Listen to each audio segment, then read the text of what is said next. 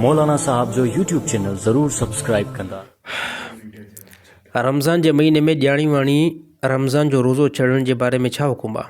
अच्छा, इन जे बारे में हुकुम इहो आहे त अल्लाह ताला क़ुरान हकीम में फरमाए थो कुतिबा अलैकुम सियाम कमा कुतिबा अलल लज़ीना मिन क़ब्लिकुम लअल्लकुम तत्तक़ून।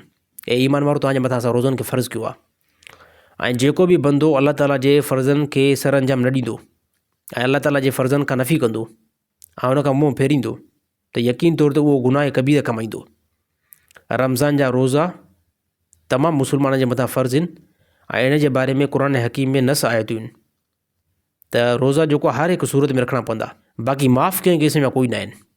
हर हिकु सूरत में तव्हांखे रोज़ो रखणो पवंदो, पोइ चाहे महीने खां पोइ रखो, 5 महीननि खां पोइ रखो, 10 महीननि खां, बहरहाल रोज़ा तव्हांजी गर्दन में आहिनि, इहे तव्हांखे रखणा पवंदा। अगरि कोई बि मुसलमान रमज़ान जा रोज़ा ॼाणी वाणी छॾे थो त इहो इंतिहाई गुनाहगार थींदो, गुनाह कबीरा कमाईंदो। छाजे करे त असांजी तख़लीक़ अल्लाह ताला कई आहे।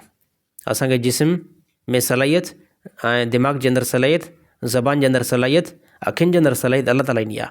पोइ असांजी तख़लीक़ अल्लाह कई, पोइ अहिड़ी तरह असांजे हुकुम जे असांजे जिस्म जे मथां हुकुम बि उन अल्लाह जो हलंदो। त इन जे करे अल्लाह ताला हुकुम ॾिनो त तव्हां रोज़ा रखो, तव्हां नमाज़ पढ़ो, तव्हां हज कयो, तव्हां ज़कात ॾियो। त इन में फ़ाइदो कंहिंजो आहे? इन में फ़ाइदो यकीन तौर ते असां इंसाननि जो ई आहे त कोई बि मुसलमान कंहिं बि सूरत में रोज़ो न छॾे।